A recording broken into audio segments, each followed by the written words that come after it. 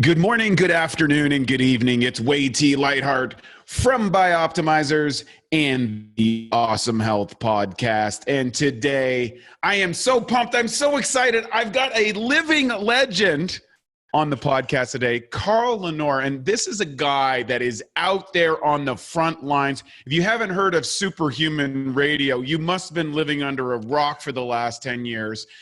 This guy is out there saying it like it is, how it is, and who cares what anybody else thinks. And I just love, we've developed a relationship over the last while, Carl, in our company, and it's been great. It's been a wonderful relationship, and I just want to welcome to the podcast someone who stands for something that's positive, talks about health, cuts through the crap that's out there. And Carl, I'm so delighted to have you on the show today. Welcome to the show. I'm flattered. I really am flattered. Thank you very much. Well, so let's just, before we get it, I know we got talking about muscle building and as you age and how important that is. But before the listeners who might not have heard of you or want to find out what your story is, you've been doing this a long time. You're one of the longest, I think you are the longest running podcast in health. Is that not true? Health and fitness podcast in the world. November of this year, 2020, it'll be 15 years in continuous production. Wow. Now, and you have an extraordinary production. Maybe give people the backstory. How did you get started in this whole thing? What was the cause for you to end up in this position and now being one of the leading voices out there? I was the average American, or the average guy, let's just say, because these issues, they go beyond geography. I was 39 years old. I was 330 pounds. I had developed something called a dysrhythmia, which is the left side and the right side of my heart became out of sync. Raising children, running a business I hated. I ate and ate and ate and ate. I have very broad shoulders, so 330 didn't look like 330 on me, but it was. And I developed a lot of health issues. And I wasn't even 40 yet, and they were talking about a pacemaker. And I have healthy parents. I had healthy parents. My dad lived to be 86. My mom to 92. And they would have lived longer had they known the things that I know now, by the way. It's interesting. But I was a very, very sick individual, and I was very depressed. I had to sell my alarm company. And my then wife, my ex-wife, she bought me a book by Deepak Chopra called Ageless Beauty, Timeless Mind. And I remember reading the book, and the only thing I could tell you about that book today is there was one chapter that talked about cellular turnover. And Chopra describes how every cell in your body is replaced by a new cell, anywhere from 6 days to 6 months. Bone turnover is slower. And I remember thinking to myself, okay, I made myself sick. I did this to myself. And by the way, now that I'm saying this and hearing it, personal responsibility has always been something that has been part of my makeup. I probably learned it from my parents through example. But I knew that I made myself sick. And so I thought, how do I best increase the chances, the likelihood of the cells that are going to replace the bad cells in my heart to be healthy? And so, of course, exercise was front and center, but also my diet changed dramatically. In fact, the changes in my diet caused great friction in my marriage, and really my desire to save my own life led to my divorce because my ex-wife did not come, she didn't join me in the journey. So I decided to start to read literature, and this is before you could Google and search for things. I'm 62 now, so this is like I'm just turning 40. There were message boards, and you probably remember them, right? Yeah, we had one. We had one in the bodybuilding days back in 04, 05. Yes. And so I started to lurk in message boards where doctors spent time. And these were the old message boards. They weren't the nice HTML message boards. They were actually threads. And you had, like, each thread got narrower and narrower and narrower. You were literally reading a column. And I started to ask questions. I first of all, I lied and said I was a physician. I figured there's no way if anybody checked, I'm going to lie. And so I did that. And then I started communicating with physicians. More than anything else, I lurked. And then I started asking, when someone would post something about a study, I'd ask where I could get it, and I would get the study. And the study that was a game changer for me was one on Olympic weightlifters. And they showed that Olympic weightlifters, both with and without drugs, their heart underwent the greatest degree of cardiac remodeling. Remodeling, I like that word. I'm like, you remodel your house, you remodel your office. I want to remodel my heart. And I remember reading this study, and they talked about the dynamic effects of Valsalva. When your blood pressure goes up, yep. That actually is a good thing. Valsalva is a good thing. It actually, over time, repeated, frequent, regular intervals of Valsalva not only increase the strength of the heart, they make the pump stronger because the pump is going to upregulate. It's going to go, oh man, this guy's going to do this all the time. We got to get stronger. We got to be prepared for next time. But it also increases the thickness and flexibility of all of the blood vessels, arteries, and veins. So we're talking about literally upgrading your cardiovascular system. Okay, yes, the cardiovascular system, because it affects your heart as well, your lungs as well. And so I thought, okay, I need to start lifting weights. I remember having a discussion with my doctor, Dr. Jim Payne. He said to me, you better have life insurance because you don't want to leave your family in a lurch. And I was like, oh man, and he said to me, I wouldn't do this if I was you. Well, a year after discovering weightlifting, more specifically, because I was already walking and riding a bike at that point in time, and I was shedding weight, but not quickly. Once I discovered weightlifting, my goals shifted. And this is an important distinction. If you are chasing a goal weight, you're wasting your time. If you're chasing body recomposition, now you're on the right track. And along with body recomposition came increases in strength. So my short-term goals from week to week became reps and pounds. I wanted to add reps. I wanted to get stronger. I remember the first time I squatted, I was so afraid to squat. That ended up becoming one of my best lifts. So I chased getting stronger, and I chased building muscle, and I was getting leaner without even thinking about it because I was focusing on those two goals. And so fast forward, I was on prescribed 8 different medications the first time around. They were talking to me about the pacemaker, and no pacemaker was ever implanted. I was off the meds in under a year. My doctor didn't know what to say to me because, remember, he discouraged me. He said, don't do this. He even one time I brought a protein supplement to him, and it was from some company, I don't know, VPX, maybe, I don't know who it was. And I brought it to his office, and I says, could the doc take a look at this because I'm going to start using it. He couldn't even have read the label. The nurse brought it in there, literally. In under 30 seconds, she walks back. He's got a Post-it note on it. It says, I would not use this. So I had to stop looking to doctors at that point in time. It started to become painfully clear to me that doctors are like accountants.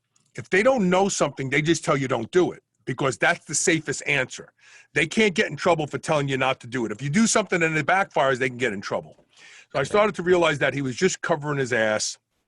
He wasn't even thinking through my questions. He was just summarily telling me, don't do this, don't do that, don't do that.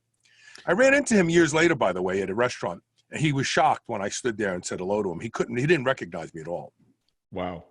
Two salient points that kind of brought up in that story, I think is really good. One, of course, and we'll go down there. We'll touch on that in a minute, which is the parasitical pressure that our institutions and our best educated people and our most successful people are now, thanks to ridiculous legal lawsuits and no one taking responsibility for their own choices, wanting to blame somebody else and getting rewarded economically for it. That's a disaster. And it's been scaling up in a way that's been horrible. And talking about compelled speech, we've been in the health industry. we've been under compelled speech now for decades.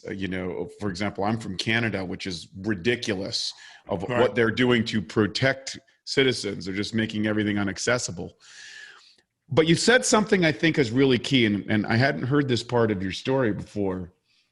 And that is, when you decided that you were going to go become healthy, that caused a split in your relationship. Oh, yeah. It was huge.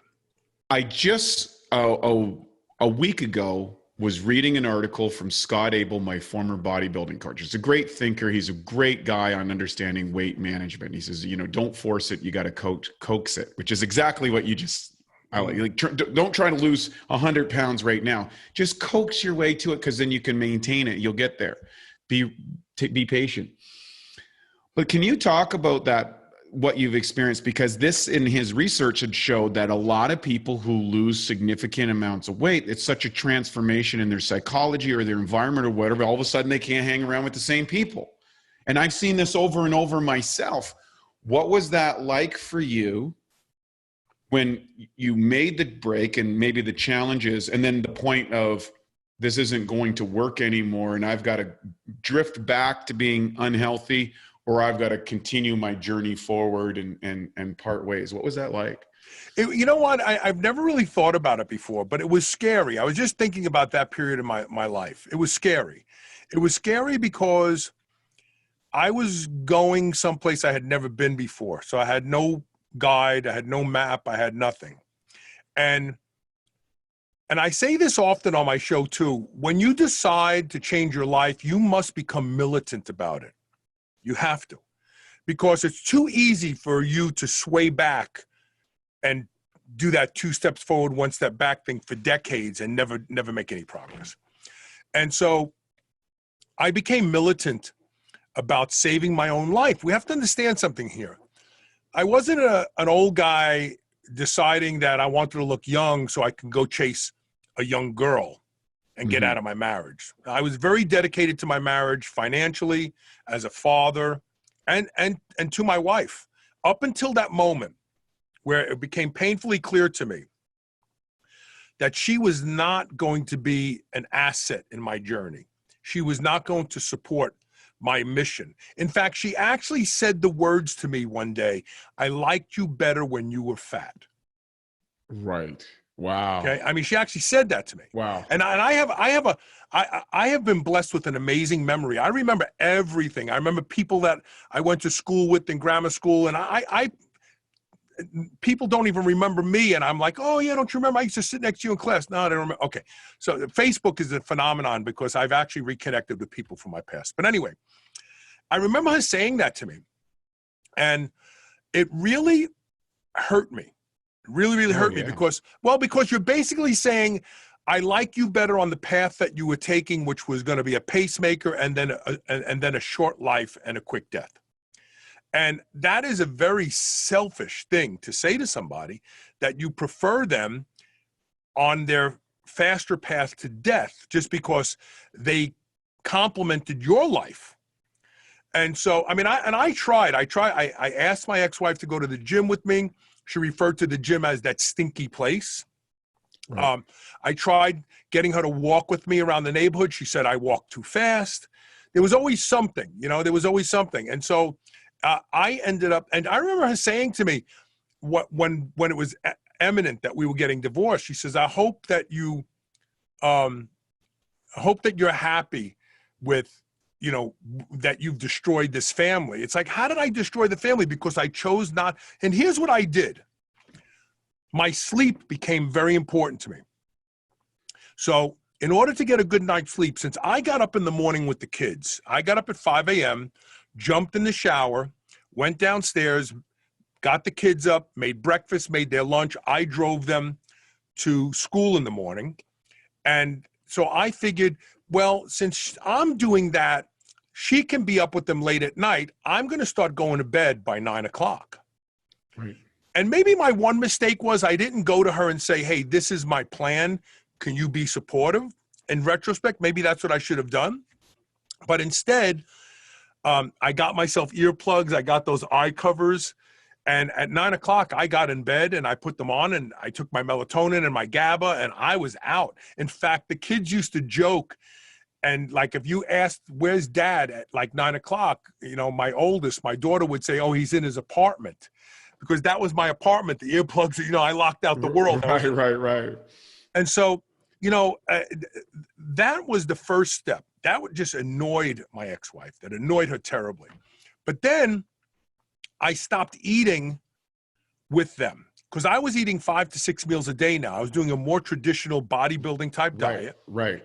And I was eating 5 to 6 small meals a day. I traveled on business because I was working for a company at that point in time. Because when my health collapsed, the first thing I did was get rid of the alarm company. And I said, I'm just going to go to work for somebody. I don't want to sweat anymore. I'm going to work for somebody. Let them sweat. Mm-hmm. And the job I took was with a company called Visonic. And I sold sensors and stuff like that for alarm systems to alarm dealers. And so I was on the road 4 days a week, which made it great because 4 days a week, I ate the way I wanted to eat. I slept the way I wanted to sleep. I got up when I wanted to get up. I went and did cardio at the gym and in the hotel. It was great. But then the 3 days that I was home, I'm bucking the system. I don't want to eat that. I want to eat this. I was being too rigid, I was told, and so on. However, in my defense, I saved my own life. Right. So I knew I had to have the courage to do what I knew I needed to do to fix myself. And I had to be militant about it. I couldn't bend because it was too easy to fall right back where I was. This is an interesting dive. I'm glad you opened up the playbook here a little bit, because I think there's a message of taking personal responsibility in your life. You couldn't trust the doctor. He wasn't going to give you one. Your family members were not able to support you at that time. Your business wasn't able to support you.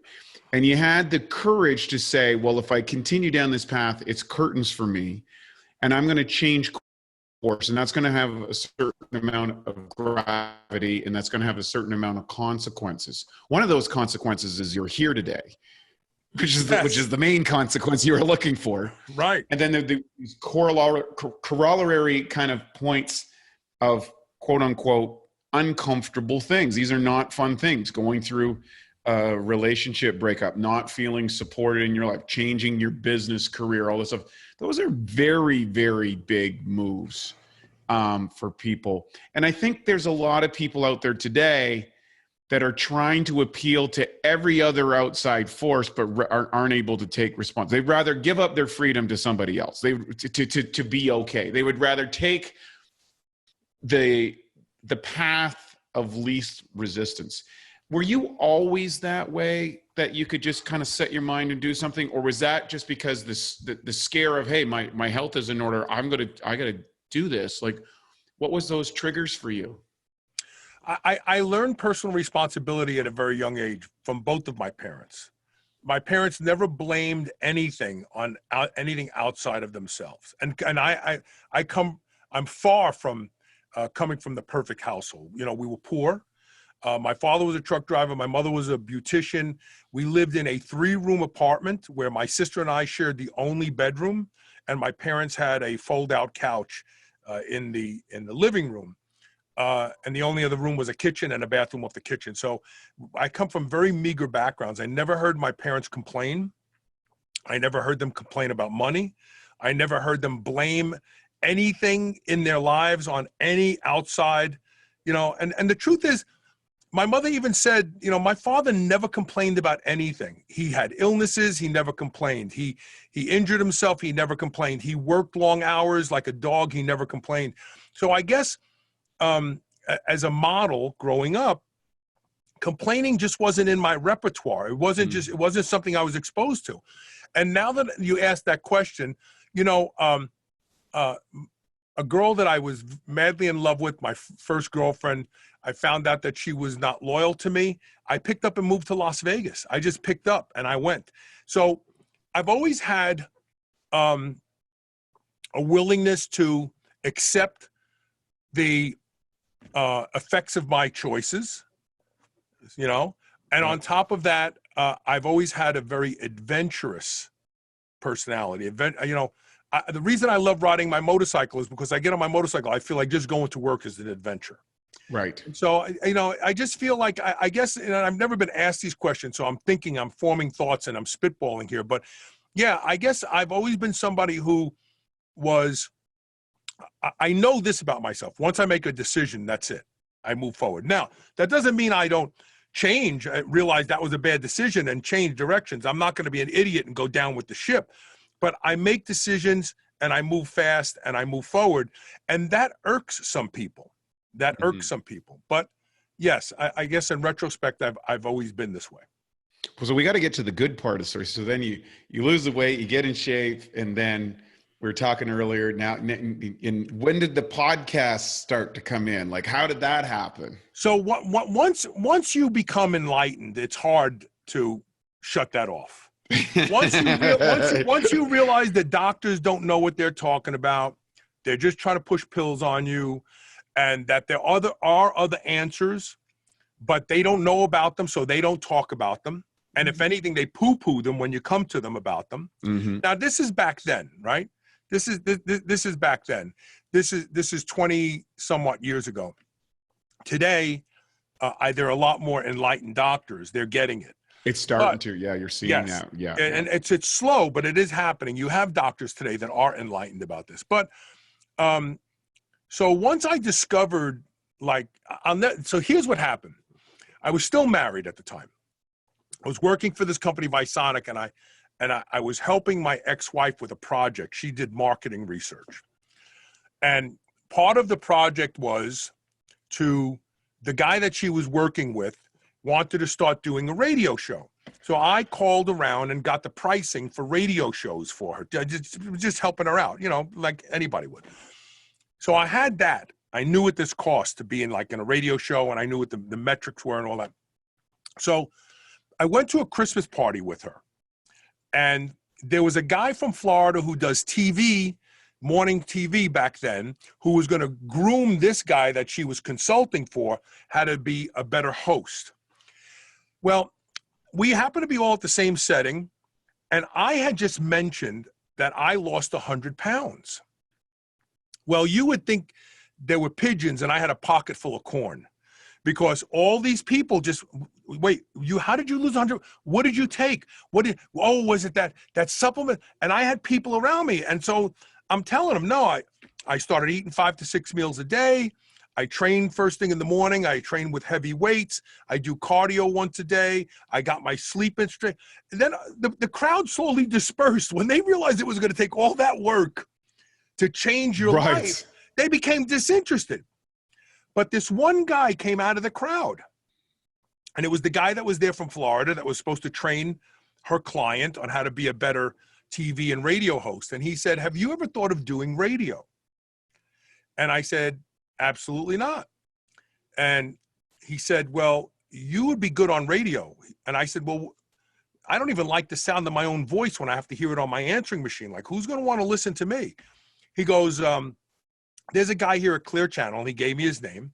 He said, you should go talk to him see if they have a slot. And I said, what do I say to him? He said, just tell that story that you just told everybody else about how you lost 100 pounds. Just go in there and say, when he ask him about the radio slots availability, and then just tell him that story. And sure enough, it worked. And they gave me a slot on Saturday afternoons at noon, which was a prime slot on WKJK 1080. And I just cut my teeth. I had a producer who produced my show for me, Kevin O'Neill. And all I had to do was interview people. And the show started off very mediocre. I didn't have a direction. I didn't know. I was talking about bodybuilding. I was talking about exercise. I was talking about science. It wasn't until I read Randy Roach's book, Muscle, Smoke, and Mirrors, Volume 1. Do you know Randy? He's from, yeah. I think he's from okay. When that first came out, he handed a copy to myself and some distributors that I'm working with in Canada, and we're still connected today. So yeah, he's an amazing guy, blind guy. Yeah. Incredible history of the weightlifting world. Just incredible. It's amazing. Exactly. And Volume 1 was the seminal book on physical culture and the nutritional contributions of people like Eugene Sandow, Bernard McFadden, all the way up to Jack LaLanne and what's the Armentani, and these guys understood, Vince Gironda, they understood that food does to you. Like, it really, like, this food makes you more muscular. That food will help you get leaner. When you combine it with the right types of exercise modalities, you can change your body. You can look like a Greek god. They understood that. And so Randy Roach's book changed the direction of the show. Randy's still a good friend to this day. And so after reading Muscle, Smoke, and Mirrors, I knew what I needed to do. I needed to teach people about the history of physical culture, the contribution to health that physical culture provided that has been pretty much erased from the landscape today because of the AMA and modern medicine. And so that became my mission. You know, it's interesting because I think about this an awful lot, particularly because I'm a bit of a history buff in the bodybuilding world, the physique culture world. Mm-hmm. And I think today what food has become, even produce and vegetables and stuff, like, I'm always fascinated by the topic of superfood. Superfood is just food that was grown someplace that wasn't really dealing with humans that much. And as soon as, you know, factory farming came in, like the big, after World War II, I talk about this, after World War II came in, we had this, you know, government regulated monoculture crop production. And we didn't rotate the crops anymore. We didn't leave it fallow for a year where we don't grow anything. We didn't plow the hemp back into the soil to reconstitute the soil. And then we had to start using herbicides and pesticides and fungicides as the plants got weak. Now think about this. You had to use chemicals to keep the plants alive as they got weak. And then we stripped all the minerals out because we used nitrogen from bombs. And then we had to start genetically modifying food now. So now, if you're eating a tomato or you're eating some lettuce or you're eating strawberries. Yeah, you're not, like the strawberries I got at home in the wild, they're smaller than a blueberry. Yes. Like you get 1 cup of strawberries and they're phenomenal. They're not like any strawberry you've ever had in your life. Right. It is like, you eat this stuff, it is nectar of the gods, and it's so hard to get a cup. What's your take on today, in today's world, that you're learning based on the food that people are accessing? And then what do they do relative to, there's the macro equation, but you're not just about macros, you're about being superhuman. And what's the process? Like, how did you transit from, okay, I was the guy that lost 100 pounds. I was the guy that changed my diet. Well, then at some point you said, I want to be superhuman. You know, that evolved. The truth of the matter is I never thought about being superhuman, but it evolved. And actually a good friend of mine, Jesse Rivest, we worked together at Visonic, that alarm company. He's the one who said, call it superhuman radio. Because I couldn't come up with a name for it. But when we talked about like the whole gestalt of what I wanted to cover, he said, well, you want people to be super people. You want them to be superhuman. You want them to be above just human frailty. And, you know, none of us are going to be bulletproof, but we can be bomb-proof. You know, we can sustain a lot of, I mean, I do shows all the time called Muscle Saves Lives, where people who were involved in accidents, doctors couldn't believe they were alive, and the only reason they were alive is because they carried so much muscle on their carcass. That, you know, Dan Mather flew through a window, 6'7". He went through a window. He landed on the ground in Florida. When he woke up, he stood up. The lady said, no, don't stand up. You may have hurt your neck. So he laid back down, but he walked out of the hospital. The doctor says, I don't know who you are, but I've never seen anybody go through a windshield at the speed you went through and walk out of this hospital. And it's, why is it? Because Dan is super muscular. He trains. He's a superhuman. So the superhuman was kind of a stretch on what I was going for. But the reality is that my objective was to show people who wanted to know. See, not everybody wants to know this. When you tell people this, they shut it out because they don't want the responsibility of knowing, oh, great, now I have to do something to save my own life. Like, can't I just complain about my genetics and take drugs and wither away? I mean, Right. there's people that really do that. Well, that's the bulk of what's quote unquote the medical, when they say it's healthcare. It's the last. It's not healthcare. It's like, we're going to do whatever we can to save you from yourself, so you don't die today, and that's it. And your life is going to kind of dwindle away into some horrific. Like if you look at health span versus lifespan, disability adjusted lifespan is at 60 years old now. That means you're going to have a chronic condition for the next 20 years where you're on meds and going to doctors and not being able to live the life that you want. And that's cool. Like, are you kidding me? Yeah, that's the prognosis for most people today. The other thing I want to mention is my frustration with the term superfood. Superfood is a bastardized term that has no meaning today, because everything is a superfood today. So in my mind, a superfood is this. It's the one single food that if you were stuck on an island and all you had was that to eat, you wouldn't just survive, you would thrive, right? So like, it's one food. You eat that food day in and day out for every friggin' meal. You don't develop any nutrient deficiencies. You feel strong and robust. You don't develop illnesses. You don't die prematurely. That's a superfood. 99.9% of the things that they call superfoods today are not superfoods. It's just a marketing gimmick to get somebody to think that this food is so full of good nutrition that it's super. It's not. It's bullshit. It frustrates the hell out of me. I love it. So I know what my listeners are thinking. And now for a Bioptimizers fixed digestion tip: supercharge your protein shake. Everyone knows protein shakes are a great way to sneak in extra protein, build more muscle, even replace meals and burn more fat. The problem is the highest quality protein typically absorbs at around 40%. One way to fix this and dramatically increase how quickly and effective your protein shake digests is to add 2 to 3 capsules of masszymes into your shake. One research study showed that pre-digested protein during a meal increased muscle growth significantly. To take advantage of this, just blend the open capsules into your shake, and within 15 minutes or less, the enzymes will have begun to break down the protein into amino acids. This can make your shakes at least 2 to 3 times more potent. Some people do this and sip on their shake while lifting to provide their muscles with a steady stream of amino acids during their workout. To save 10% on masszymes, use the code SHAKE10, that's SHAKE10, at masszymes.com. That's SHAKE10 at masszymes.com. Carl, is there a legit superfood out there? There are a few of them. Yes, they are. Eggs is one of them. You could eat eggs for every meal every single day for the rest of your life and not develop a nutrient deficiency. I'll give you an interesting anecdote.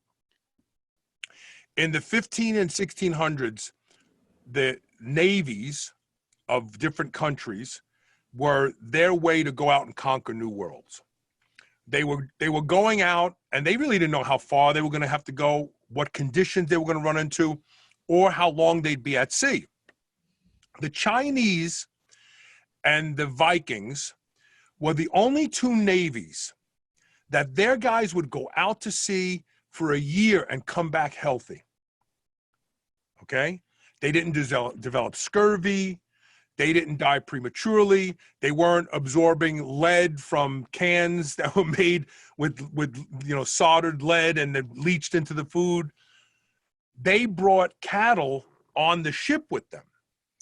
They milked the cows. They made kefir. They made yogurt. They drank the milk. They would butcher a cow. They would eat the beef.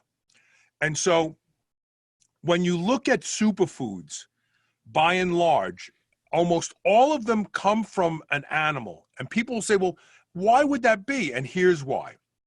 Because animals make their own vitamin C. Cows have vitamin C in their flesh. You won't get scurvy if you eat beef. You won't get scurvy if you drink milk. No one's testing beef or milk for vitamin C, but it's there because it's resident in the animal. They make it themselves. Everything that you and I need to live, because we're animals, other animals need to live as well. So by using animal products, you can replenish the things that you would normally lose. Now, there are vegans who do a great job at being vegans, but it takes supplementation.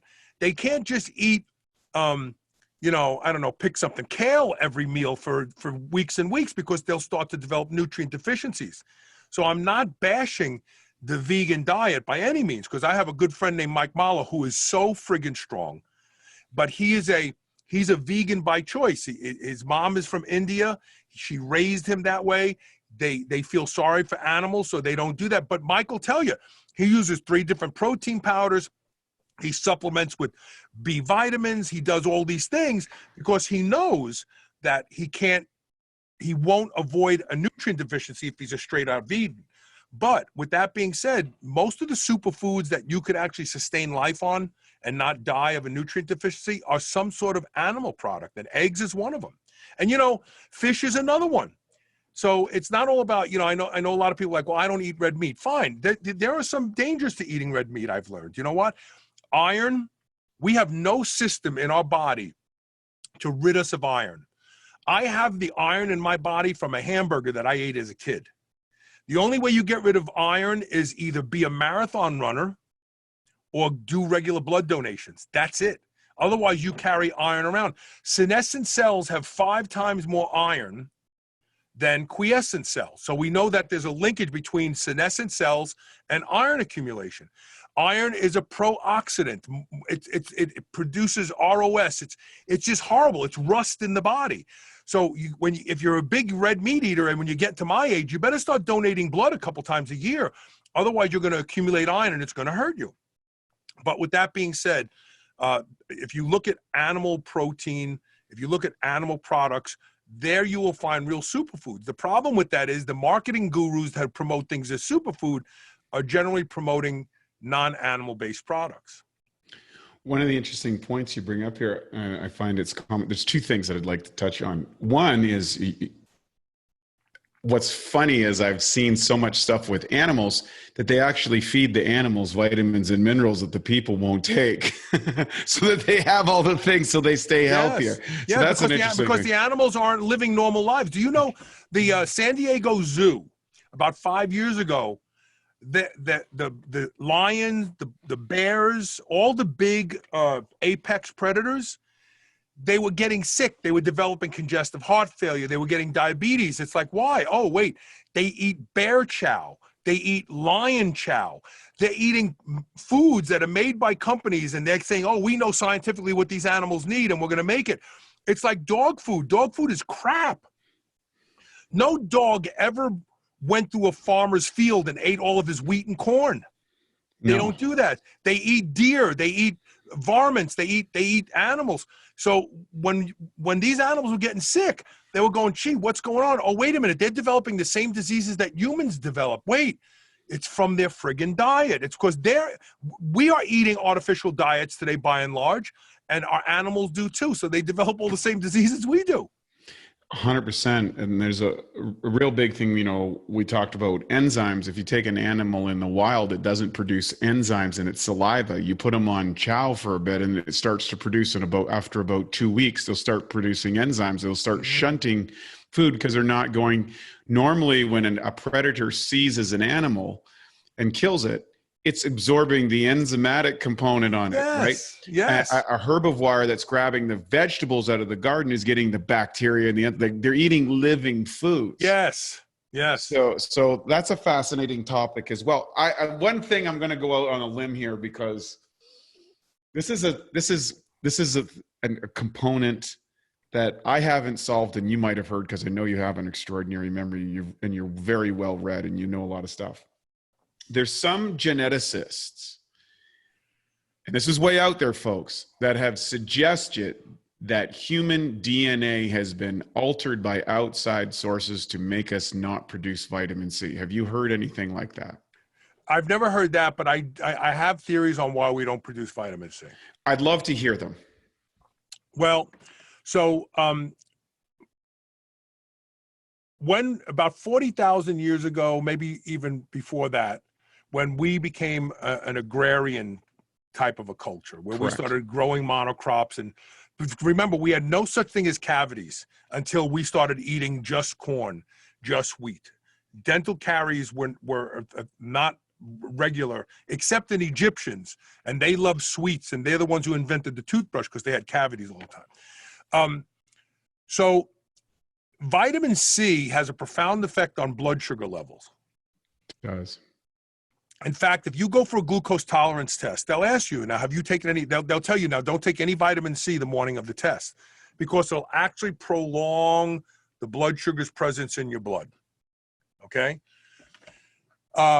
We have been battling blood sugar since we became an agrarian culture. Mm-hmm. When we were hunter-gatherers, if we came across honey, we ate it, but we were moving all day long. We were burning calories, you know. I remember reading a study that estimated that the hunter-gatherers within like the Paleolithic and Pleistocene era were probably going through anywhere from 10 to 15,000 calories a day. That's why they spent all their waking time looking for food and chewing food. Yeah, chewing food. Yeah, yeah. You know, so first of all, you could put a lot through this machine that, 2,500 calories a day is all you're supposed to eat. That's nonsense. That's only because we're sedentary today. We don't move. But I have a feeling through selection pressure, we stopped manufacturing our own vitamin C because blood sugar became a problem. I mean, we see it in today's culture. We know that we have insulin resistance, and a lot of people develop insulin resistance. And I've thought about this. I thought, why would we stop? It's us and guinea pigs. We're the only two creatures on the planet that don't make our own vitamin C. And the only thing I could come up with was that through selection pressure, through evolution and selection pressure, that something that kept our blood sugar elevated too long probably made people die faster. They didn't breed. People that didn't die, maybe because they had a polymorphism where they weren't producing vitamin C, they produced offspring. You know, we're undergoing selection pressure right now today.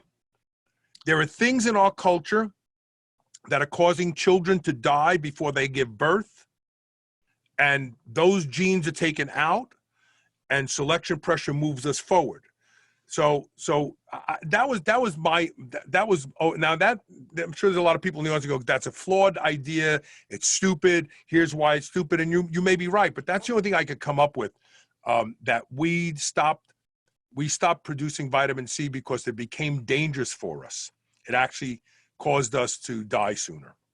So I'll go one step further because I'd love to get your thoughts on this because I don't know the answer to it. Do you think that the development, there's two different camps of the prefrontal cortex, was a result of the paleo diet, or was that a result because we moved into higher carbohydrate diets? What do you think? No, it's because we started eating meat.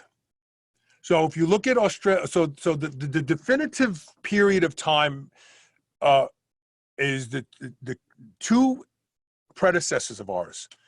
Actually, only one is a predecessor of ours. The Australopithecus robustus was our vegan predecessor, which had a relatively short lifespan, had a big jaw, had a huge gut for processing twigs and roots and stuff like that. Their teeth were big, giant, flat, mashing teeth, and they literally would just chew all day long to get every bit of nutrition they could get out of a root or a tuber or whatever. And somewhere along the line, Australopithecus africanus, or also known as Australopithecus gracile, started to eat meat. I had this discussion with Leslie Aiello, who used to run the Wenner Gren Foundation in New York City and Manhattan, and they are an anthropological group that studies this stuff. And she said that once Australopithecus africanus, and remember, we all came from, all of our DNA started in Africa, just for the record.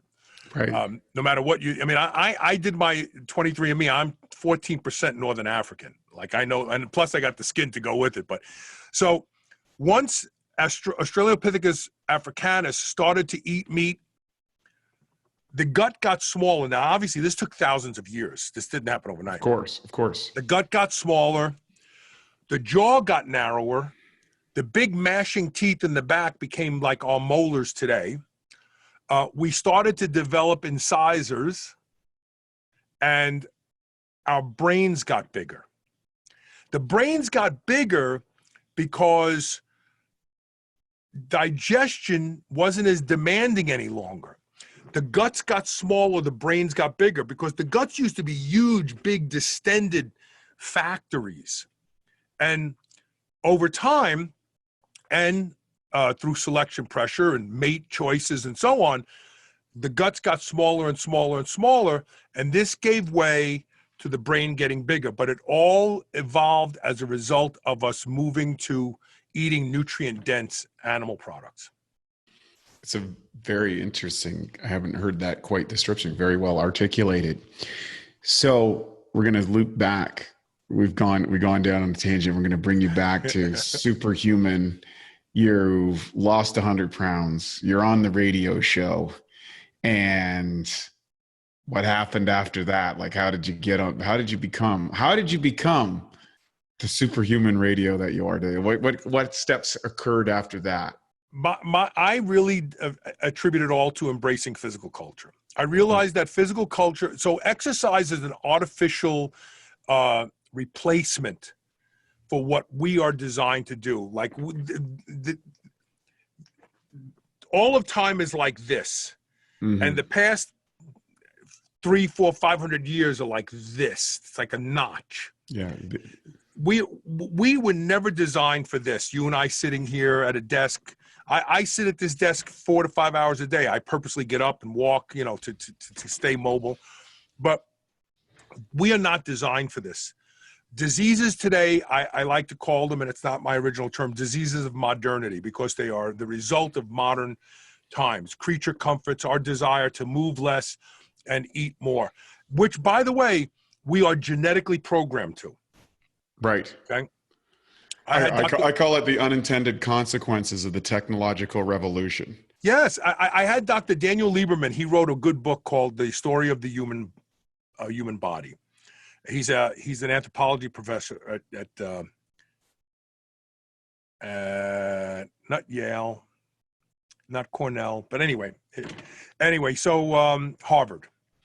So he came on my show after I had a chance to read the book. The book is profound. If you haven't read it, you really do have to read it. It's really good. The Story of the Human Body by Dr. Daniel Lieberman. And we were talking about this phenomenon. He says, Carl, he goes, if you go to a hunter-gatherer community and there are 2 coconut trees side by side, and you put an escalator in front of this one, they'll all start using the escalator. They'll stop climbing, because we are programmed to conserve energy while accumulating and consuming energy.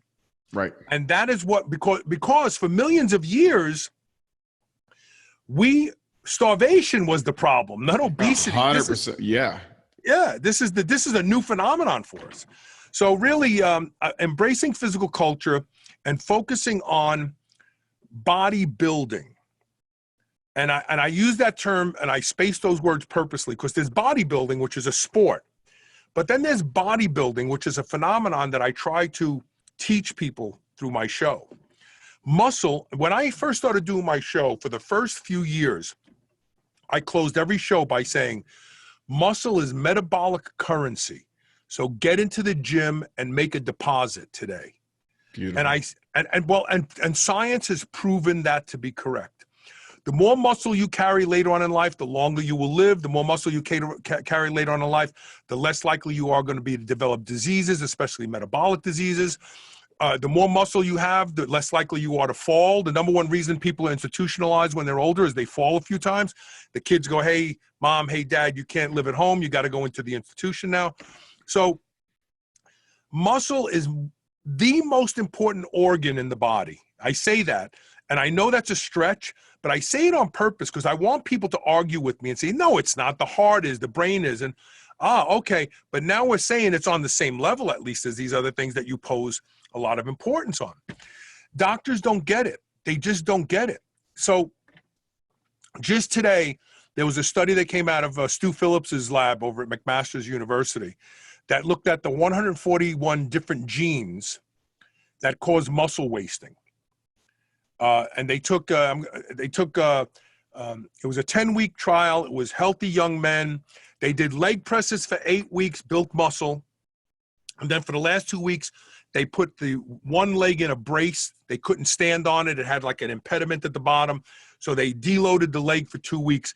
And the amount of muscle it took them 10 weeks to put on both legs, they lost that muscle in the braced leg in 2 weeks. Yep. Now, from an evolutionary perspective, this makes perfect sense to me. Why? Because muscle is metabolically expensive tissue. The more you have, the more you have to eat. Mm-hmm. And if you're not loading this leg, the body goes, okay, you're broken. You probably aren't going to be able to hunt very well anymore. So we're going to start reducing your metabolic needs by getting rid of some of this muscle. It's like if you're in a balloon and it's sinking, you start throwing sandbags out. It's amazing how intelligent the body is.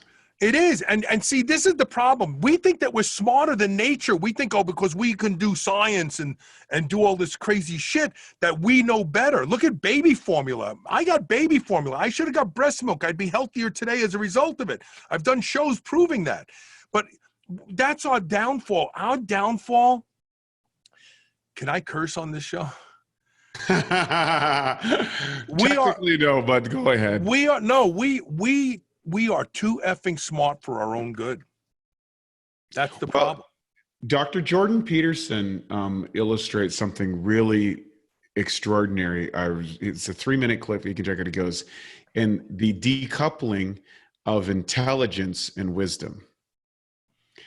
So you can be extraordinarily smart, and we've all met that guy or that girl who has 47 degrees, and they're extraordinarily bright. You can ask them about anything, and they can figure something out, and they can't function in real life. They don't know how to convert their intelligence into wisdom. Similarly, I can think of one friend in particular. He's lived an extraordinary simple life. He was never very good at school, and he would be the first guy to say, I'm not the sharpest guy in the tack. And he's one of the wisest persons I know. There's a realness to him. Right. How challenging do you think, or like as a challenge right now? Because right now I'm thinking, I'm a kid being born today. I've never been in a garden. I've never hunted for my food. I've never seen how a house is built. I've never seen like the changing seasons of nature. I've never run or exercised or much. They took that out of my school. They didn't teach me anything about civil liberties or how the country got formed. They're cramming down these kind of things. There's no score in the game, right? I can write a program. I can make a cool video. I can do these kind of tertiary activities, but I don't really know how things work. Do you feel that that's one of the biggest dangers? Like biggest dangers, the biggest danger. And here, let me distill it down. Thinking critically and deductive reasoning are things that all animals on the planet possess. A fawn doesn't have to be taught to fear humans, right? It's part of their deductive, critical thinking. And people say, "Oh, deer don't think." Oh, yes, they do. Everything thinks, down to the smallest fly that you're swatting and he's moving out of the way of your hand. He's thinking about it. There's a reaction there. So, and let me give you an example. Right now, there's people that are going to listen to this and think, yeah, I get that. It's true. But the reality is that we have been rewarded for not thinking critically. We have been rewarded for not using deductive reasoning. It's very unpopular to be a critical thinker or a deductive reasoner because it makes you very unpopular in the tribe mentality. Right. Okay? Where it's more important to conform and think like everybody else so you can belong. And that's Right. where we are today. So let me give you an example. And I already know in their minds what they're going to rebut. So I'll give the rebuttals. Love it. Okay, so right now we're all freaked out about COVID-19, right? And it's legitimately killing people and it's legitimately infecting people, right? 100%. Yeah. Okay, every single month for the past decades, 40,000 people in the United States have died directly from cigarette smoking, right? We don't hear anybody talk about that. Nobody's upset about it. We don't have any social justice warriors talking about big tobacco, or better yet, the fact that the government makes how many billions of dollars on those deaths through taxation of those cigarettes. So as a critical thinker, I have to look at the fervor over COVID-19 right now and think this is disingenuous. I mean, we're losing 500,000, 750,000 people every single year like clockwork to cigarette smoking.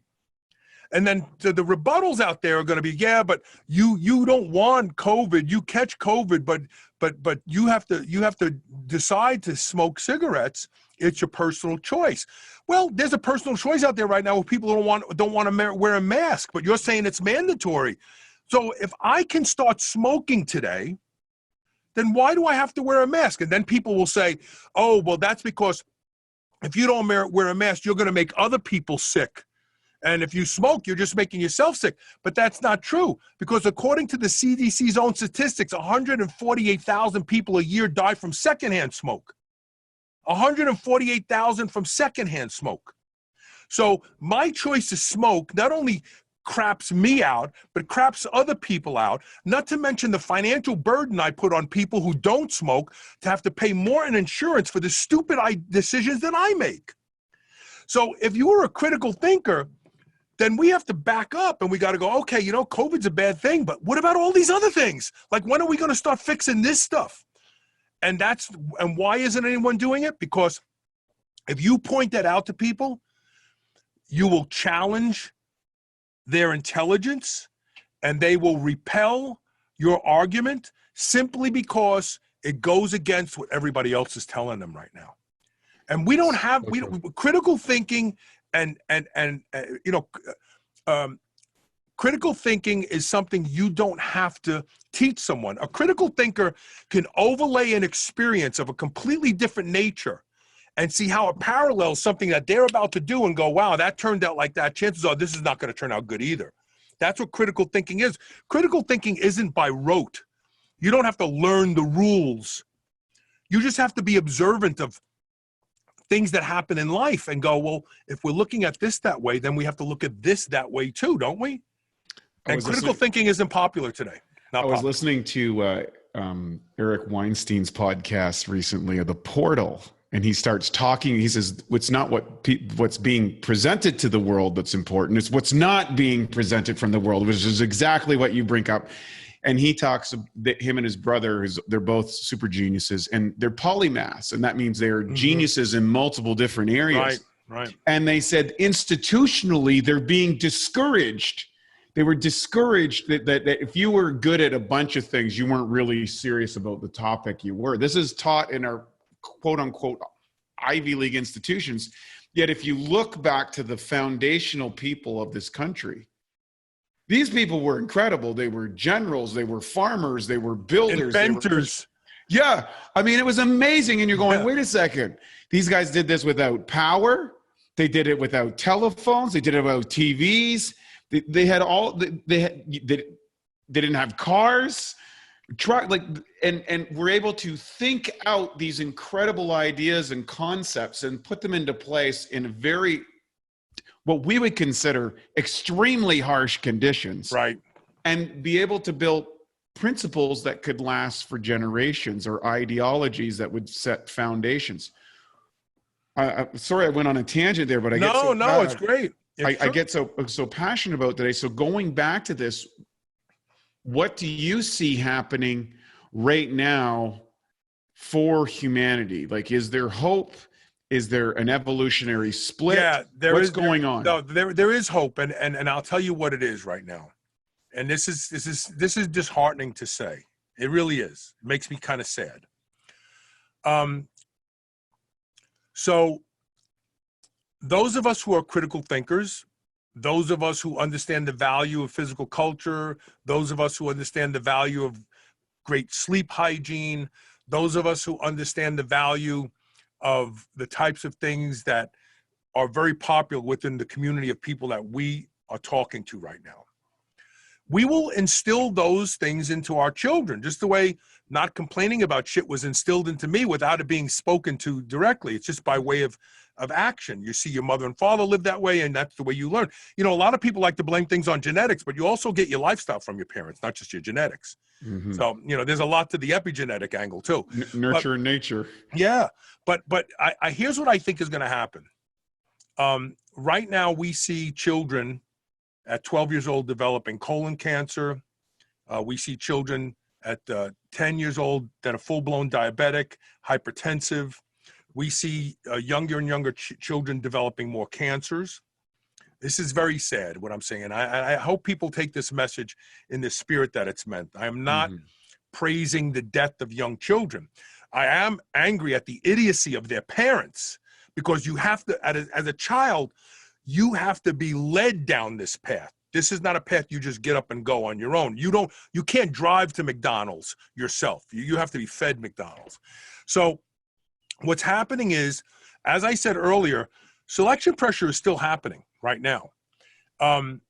So what's going to happen is probably about 200 or 300 years from now, those who are still alive, their progeny that continue to go on, will have the things that endowed them with the ability to live through this era where people are going to get sick and die. There is in the 1400s, we had the plague. Immediately after the plague, we had a Renaissance. Mm-hmm. There was like all this great stuff coming out of Paris, and artists and thinkers and beautiful stuff, and we called it the Renaissance. What people fail to realize is the Renaissance happened exactly after the plague stopped. Why did that happen? Well, first of all, it culled the herd. It got all the people who couldn't take care of themselves. They couldn't figure out not to eat after they wiped asses. They did, all these people, they just died, and they stopped having offspring, and their genes were removed from the gene pool. Mm-hmm. Today, it's a different type of a malady. And today you have people that are not critical thinkers. They don't realize that food is the reason for their diseases. 99% of diseases are from food, and lifestyle. I'll go broader. I'll say lifestyle. They are not going to their children are not going to have children. We're going to have a slower moving culling of the herd over the next 300 or 400 years. The people that are going to be on the other side of that are the people who learned to hunt and fish and cook their own food and understand the value of good nutrition and the value of good sleep. They maybe are moving to the country right now, out of the cities, because they don't want to be part of the madness. Those are the people that are going to have children, that are going to have children, that are going to have children, that are going to end up being a concentrated population a few 300 years from now, maybe 400 years from now. So I do think there is hope. I really do. But my biggest fear is the ever-growing mass, and I hate to come back and say this, of non-critical thinkers, non-deductive reasoners. And here's why. Because non-critical thinkers and non-deductive reasoners are willing to do things that are not in their own best interest to be part of the crowd. Right. So they're like, okay, we don't like the captain of this ship. We're all going to get together. We're going to sink the ship. Wait a minute. I don't think you thought this through. You're on the ship. You're going to die too. Oh, I don't care. We're going to get that son of a bitch. We're going to sink the ship. We have people that are no longer critical thinkers. They live in a world of magical thinking that somehow they're not going to die if they do these stupid things. And they are. So we're fighting against them. We really are. We're fighting against them, pulling the humanity down into a hole. But I really think we're going to win, because I think that the critical thinkers, and the deductive reasoners who have children, they will have children that will carry on, and we'll be safe at the other end. But it's probably going to take 300, 400, 500 years. I predict that. I'll be gone. I'll be a long time gone. You know, I have, it was interesting. I was reading Homo Deus. It's great by Yuval Noah Harari. And he introduced the concept that there is two main splits that's happening here right now. That's biological intervention and there's technological intervention. And most of us don't realize it, but we're basically cyborgs. And I think Elon Musk talked about that. We're attached to these things. Yes. Right. And there's a lot of people that have electronic equipment in them to keep them going. That was the decision-making process that you had to make. Right. And now we're getting into wearable clothes, and then they're talking exoskeletons that'll let you walk when you're paralyzed. Yeah, exactly. Right. So there's all these things happening on the technological side, and then we're getting into gene manipulation with CRISPR genes. There's people doing it today. I'm not recommending it, but there's people doing it today. I know. Oh. So we have that, and then we have this underlying thing of a fundamental nutritional issue going on and an environmental issue that we're not providing the environment that stimulates the function and building of muscle and these side of things. Based on all these kind of, and then we, as you said, lack of critical thinking. So we've got these competing, monsters in the room that we have to slay in order to keep the species going. And I love what you're saying. What's the answer to live long and strong in your standpoint, Carl? Like, what are you planning to do? And what would you do had you started all over again? What would you advise people? They got a young family. How are they going to do it? What are the choices that they need to make in order to live their best life? Turn to an ancestral diet. And what that means for everybody is different. You have to look at where you evolved, where your people came from.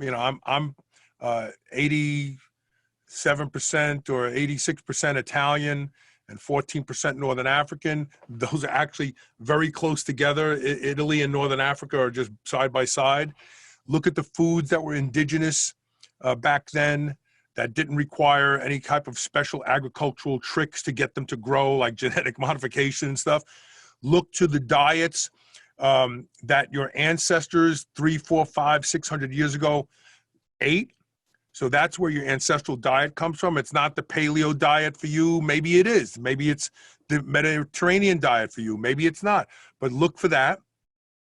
Protect your sleep at all costs. This is a big one. It's becoming more increasingly difficult for people to get good sleep. It's destroying health. It's destroying lives. It's leading to cancer.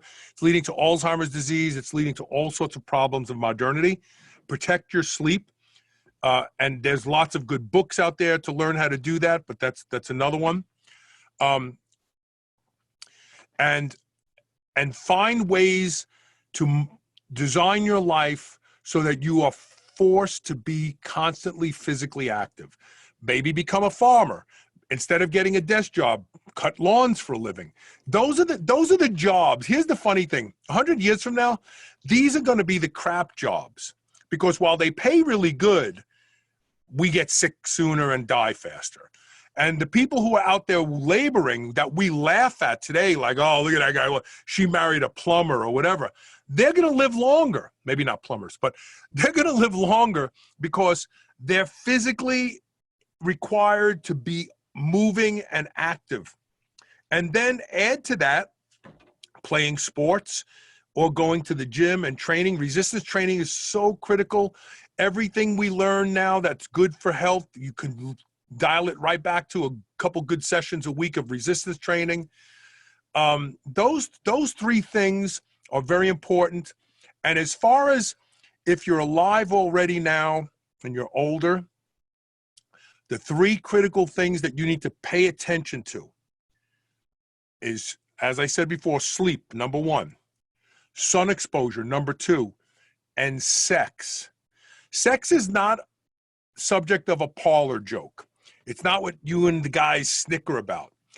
From an evolutionary perspective, Maslow doesn't even come into the equation. okay? How many likes you get on Instagram means nothing. There's only one thing. You were born to procreate and die.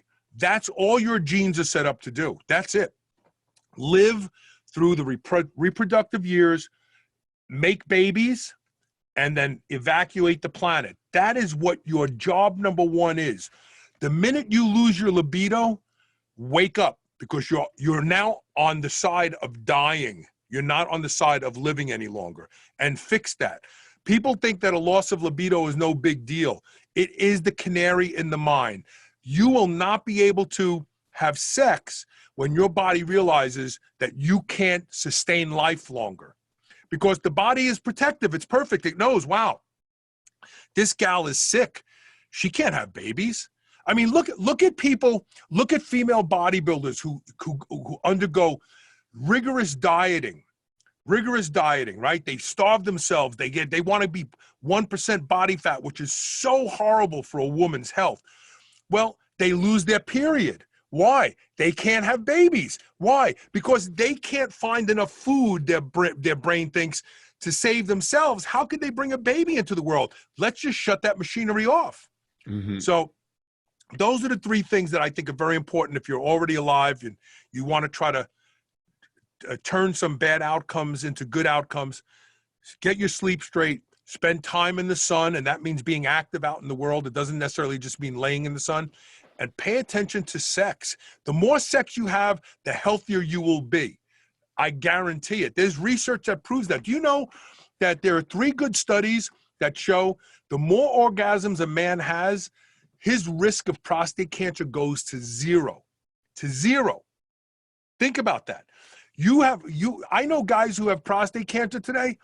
I know they're not having sex. When you stop using that machinery, the body thinks, well, you're not going to be here much longer. So we're just going to let you fall apart now.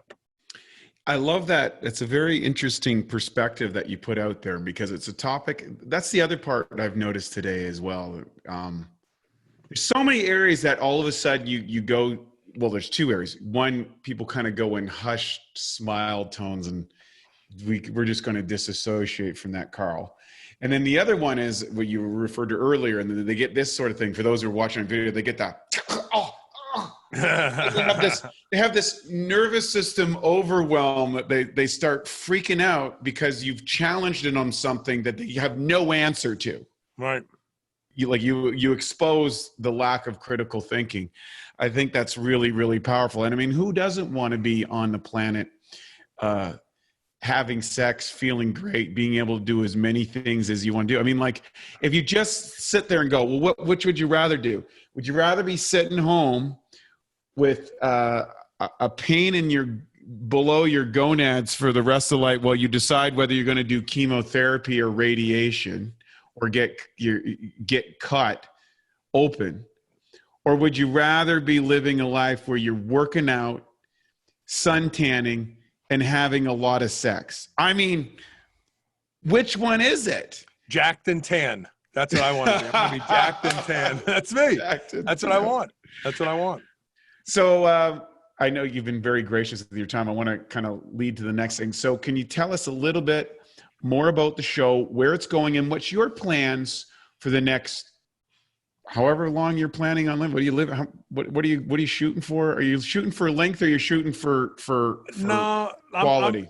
I think I'm going to get length. I do, because it seems to be in my genes. I even did in my 23andMe. I had like the highest number of longevity genes that a person can have.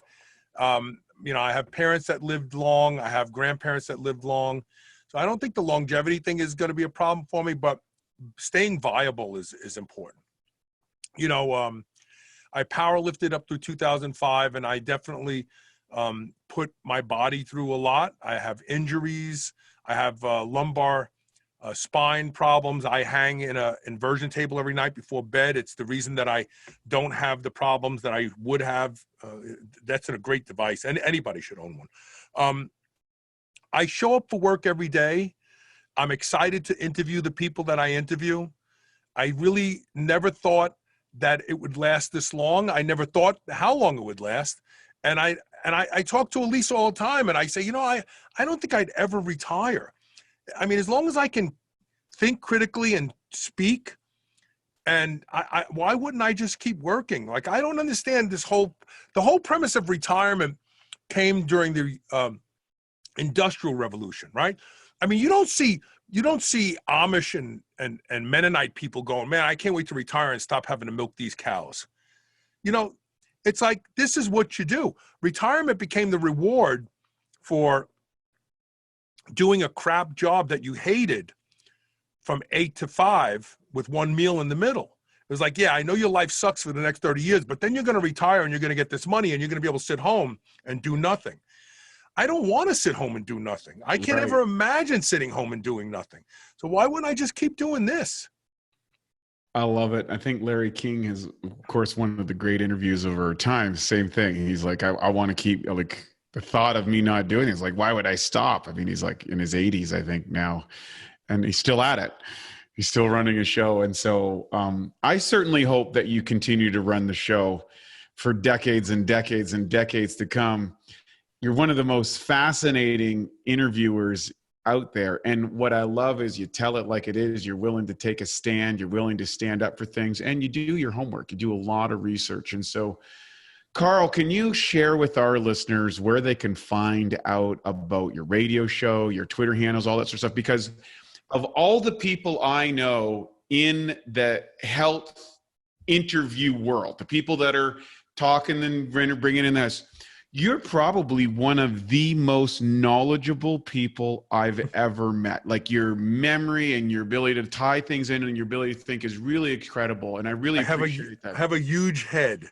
There's a lot of storage space in here. It's like a U-rent. Well, it's amazing. And every time we chat, I learn something. And to me, that is a really great gift. And I thank you for providing the gift of insight. Please share where everybody else can reach you. Sure. The website is superhumanradio.net.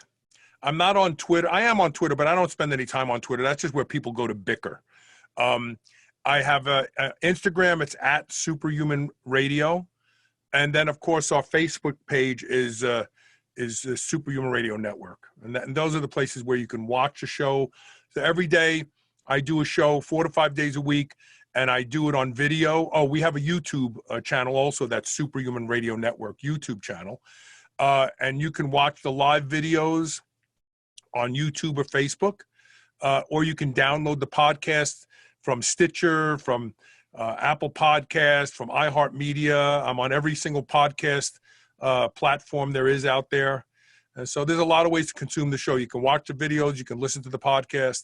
We're on Alexa too, but we're having some problems. If you can give it a try and say, Alexa, play Superhuman Radio podcast, and it should open. But some people say it doesn't open.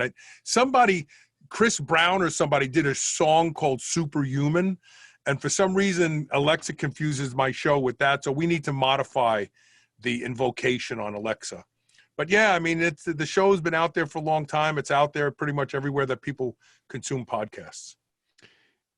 You're a real gem. Thanks for taking the time. Well, I know we're going to bring you back because there's so many topics. We opened up a lot of doors, but thank you so much for joining us today. Carl Lanore, you can listen to him at Superhuman Radio, one of the real treats, one of the great thinkers, and one of the persons that's fighting for our health freedom on the airwaves. Go check him out. It's something that you'll be fascinated with, and his guests are great, but his information is even better. Thanks so much for joining us for the Awesome Health Show. Wade T. Lightheart from Bioptimizers. We'll see you again in the very near future. Take care. And now for a Bioptimizers fixed digestion tip. Turn cultured foods into superfoods. Raw fermented foods like sauerkraut and low sugar, live yogurt can be good for you, but rarely have enough of the right probiotic strains for therapeutic benefit. So here's a way that you can turn them into superfoods. What I do is I get some raw sauerkraut or a healthy yogurt. Ideally, it's grass-fed or coconut-based, and you can empty 3 caps of P3OM into a container and mix it up thoroughly. Leave it at room temperature for a couple of hours before putting it back into the fridge. And what's going to happen is these probiotic levels will be multiplied. In fact, it doubles every 20 minutes. And then what you're going to get is you're going to have a food with strong proteolytic activity.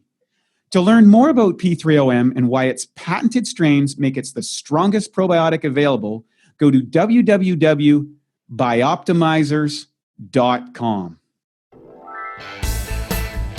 Thank you for listening to the Bioptimizers Awesome Health Podcast. You can find more information at bioptimizers.com.